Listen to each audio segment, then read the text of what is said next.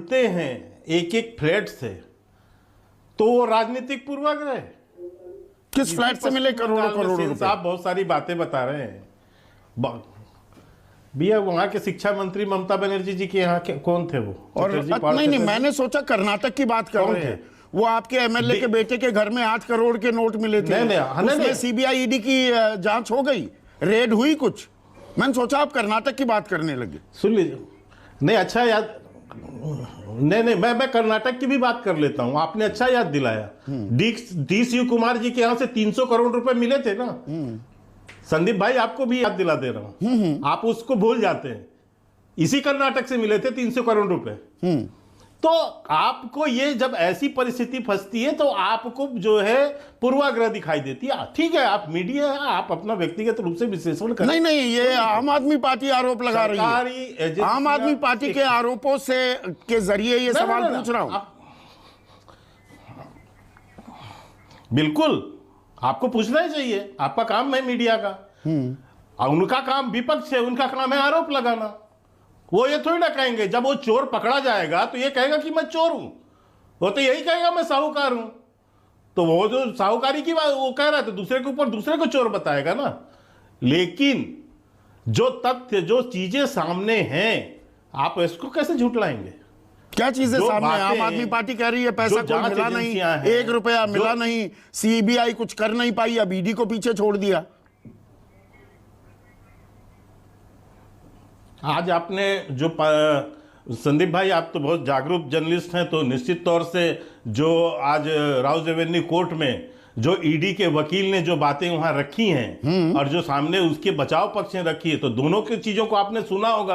आपके तो बड़े अच्छे रिपोर्टर हैं, बरबटम तुरंत बाहर भेज देते हैं। हाँ, वो सारी चीजें मैंने बताई भी। फ्री भी है, पार्लियामेंट जो भी वहां डिस्कशन होते हैं सब भारत ना। तो आप उसमें सारे तथ्यों को आपने सुना? बिल्कुल सुना। उसमें जो है किस तरह से ये पॉलिसी में घोटाला हुआ, किस तरह से पॉलिसी को बदला गया, किस तरह से पॉलिसी को बदल के व्यक्ति को फायदा पहुंचाने, लोगों को फायदा पहुंचाने की कोशिश हुई, लोगों को अंधेरे में रखा गया। इवन की जो पैसा जब्त हुआ, एक नया पैसा कहीं उसको भी नहीं मालूम है, एक नए पैसे की, या मैंने देखा, मैंने सुना। नहीं मुझे नहीं, सुन लीजिए, तो उन्होंने बताया ना 100 करोड़ रुपया विजय नायर के माध्यम से गया है। अब वो भी जेल के अंदर है, अब उसके सारे कड़ी मिलेंगे तो सारे पैसे भी मिलेंगे। कहां गए हैं, कहां पहुंचे? विजय नायर ने तो बयान दिया है ना ईडी के सामने कि 100 करोड़ रुपया गोवा के चुनाव में गए। तो उसको कम से कम ऐसा थोड़ी ना कि जांच पूरी हो गई है। अभी तो जांच, जब ये पकड़े जाएंगे तभी तो जांच होगी, कस्टडी में आएंगे, रिमांड होगा, तभी तो होगा। अरविंद केजरीवाल का भी नंबर लगेगा, संजय सिंह का भी लगेगा, वो नाम भी लिए गए। तो उसमें जो जिनके घर में बैठ के कॉन्स्पिरेसी हुई, तो उसके घर की चर्चा नहीं आएगी?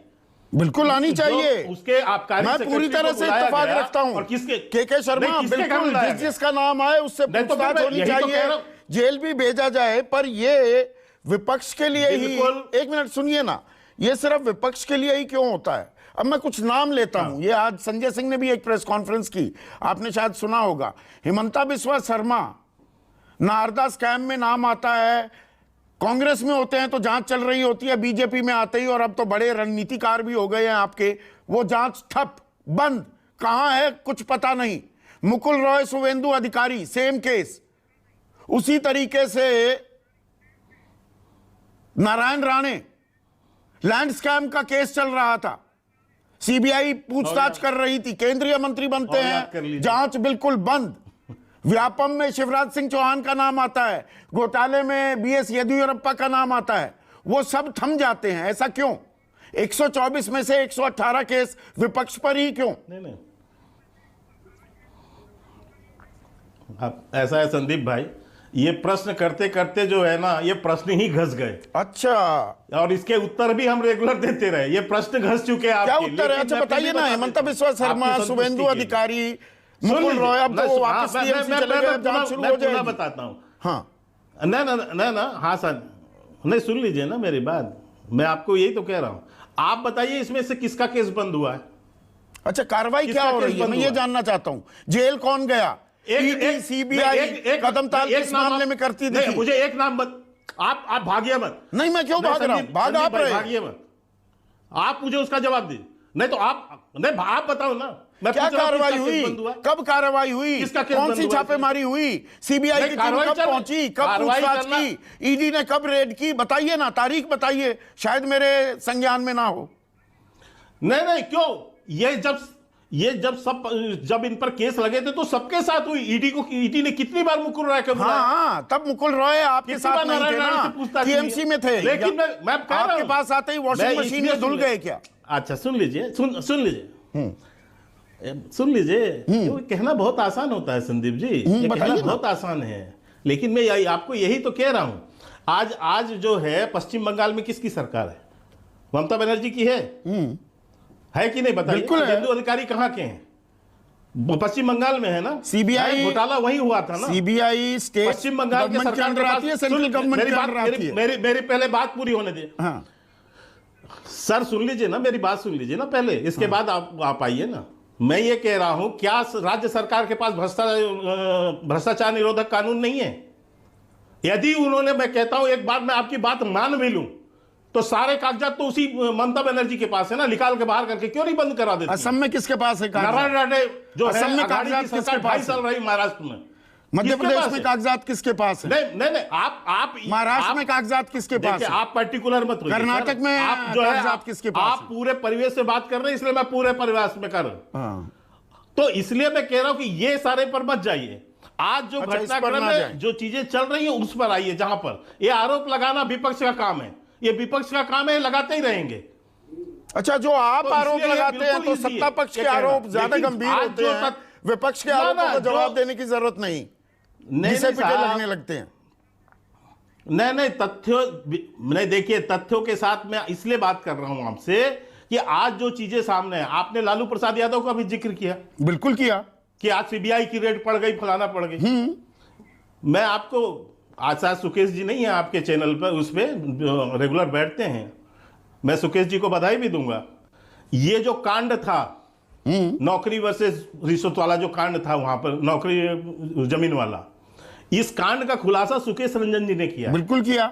ये एक मीडिया के द्वारा किया हुआ घोटाला जो है उजागर हुआ, और उसको लेके उस समय के लल्लन सिंह, जो आज जेडीयू, जिसके समर्थन पर आरजेडी और इसकी सरकार चल रही है, यही लल्लन सिंह, यही शिवानंद तिवारी जो आज आरजेडी के राष्ट्रीय उपाध्यक्ष हैं, इन लोगों ने प्रेस कॉन्फ्रेंस करके खुलासा किया, और ये गए मनमोहन सिंह जी के पास जांच बैठाने के लिए, भ्रष्टाचार के खिलाफ। और ये रिपोर्ट जो थी आपके ही भाई, जो आप ना थोड़ा सा कंफ्यूज आ गए हैं। सुकेश जी की रिपोर्ट है। बिल्कुल है। आप सुनिए, आप सुन लीजिए, आप ये जो कहते हैं ना कि भाजपा, सुन लीजिए मेरी बात पहले पूरी होने। नहीं संदीप भाई एक मिनट, आप जो एलिगेशन की बात कर रहे हैं कि भाजपा करती है, भाजपा नहीं करती है।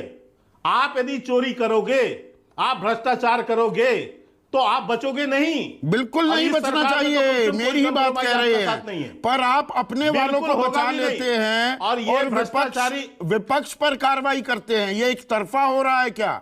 मेरा मूल सवाल ये है, अडानी मामले की भी थोड़ी अब चर्चा कर ली जाए ना। बिल्कुल, मैं अडानी मामले में अडानी समूह पर गंभीर आरोप लगते हैं, सरकार पर भी मित्रता निभाने के आरोप लगते हैं। क्या कार्रवाई हुई? सीबीआई ने कोई रेड की, ईडी ने कुछ छापेमारी की, पीएमएलए का मामला क्या नहीं बनता है? सीधे सीधे सार्वजनिक आरोप लग रहे हैं कि भाई 6 कंपनियां हैं मॉरिशस में, 42,000 करोड़ रुपया रीरूट हुआ है। कोई छापेमारी हुई? कोई जवाब तलब किया गया? नहीं संदीप भाई, एक चीज बताइए, वो मामला भी कहां है? कहां है बताइए। अडानी वाला विषय कहां बताइए ना, कहां है? सुप्रीम कोर्ट के अंडर केस चल रहा है, सुप्रीम कोर्ट के अंतर्गत है ना। हाँ, ट्रायल में है ना, कमेटी बनाई नहीं है, समिति बनाई है। ट्रायल क्या होता है? उसमें आप समिति एक फैक्ट फाइंडिंग बनाई गई है, वो उसकी तय में जाएगी, और अडानी समूह के लिए नहीं। वो समिति अडानी समूह के लिए नहीं, वो है कि निवेशक के इंटरेस्ट, उसके इंटरेस्ट बचने चाहिए, और हमारा स्टॉक मार्केट कैसे काम करता है। अडानी को लेकर जो आरोप लगे हैं, हमारी एजेंसीज क्या कर रही हैं, या अडानी मामले को दबाने के लिए आपने भ्रष्टाचार की मुहिम छेड़ दी है? सवाल बिल्कुल सीधा है मेरा।